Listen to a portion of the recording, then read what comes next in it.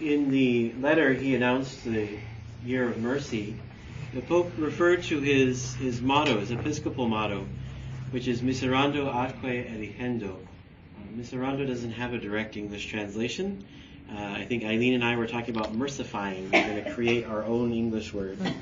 But it's being merciful and choosing, taken right from Matthew's Gospel and the call of Matthew, where it says Jesus was walking by the table where Matthew was collecting taxes, and miserando atque eligendo, like being merciful, chose him and called him. And Matthew responded. And the reason why this has kind of been prominent in my reflections about this day is that in God's mercy, he calls us. He continues to call us. Just as he called this young woman, Mary, to take on this role in his plan for salvation.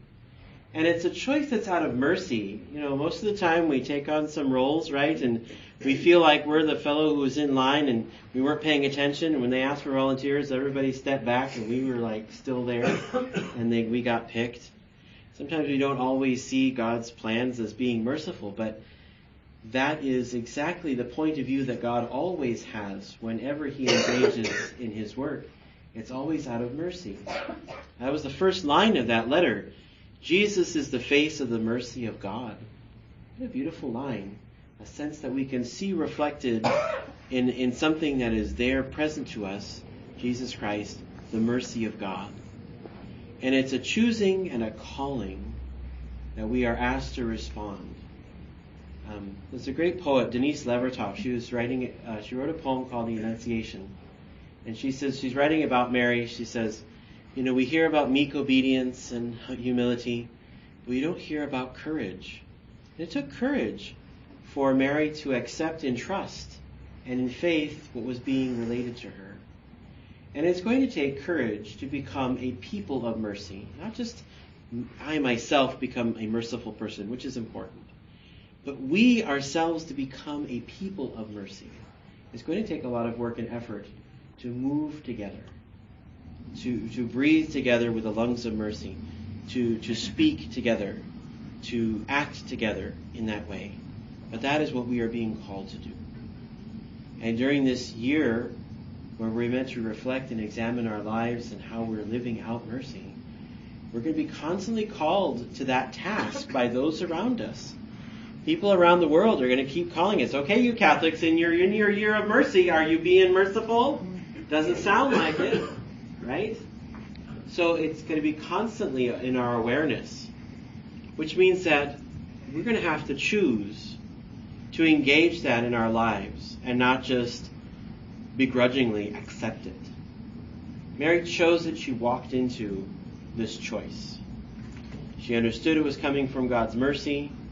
She was humble enough to see what was happening. She walked into it with joy. Not without some thoughts or questions about what was coming along in the future, but she still walked in trust. And we're going to be asked to do the same thing. Can we walk in that same trust? Or do we turn away from that path and have that path closed to us? This year is a Jubilee year, which means that it's going to be a year that's focused not just on mercy, but on a mercy that is centered around forgiveness and liberating people from burdens that weigh them down. That's what Jubilee years are all about. They're about freeing people from unnecessary burdens, letting them breathe free for a moment so that they can start again, so that they can begin again to look for where God is calling them. We know that sometimes people carry such burdens that are so heavy they don't have any hope that they can actually get to do what they're meant to do in life.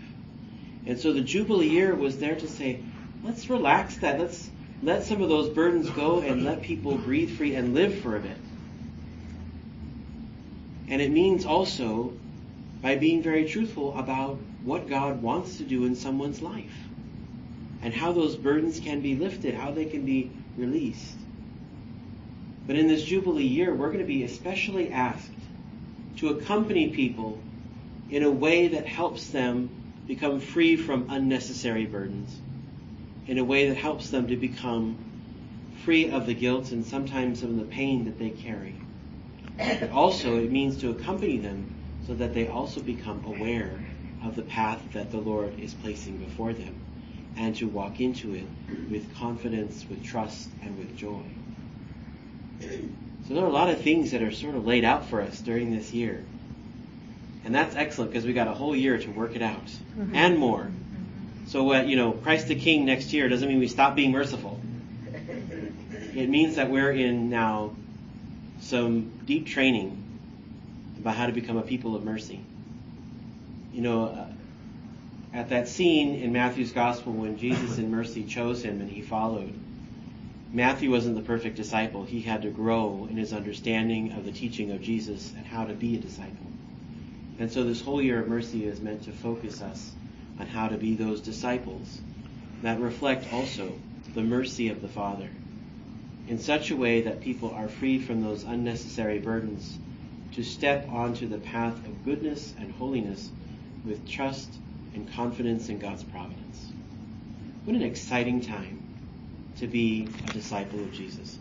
What an exciting time to walk in these days, that we can take part in such a wonderful, wonderful gift.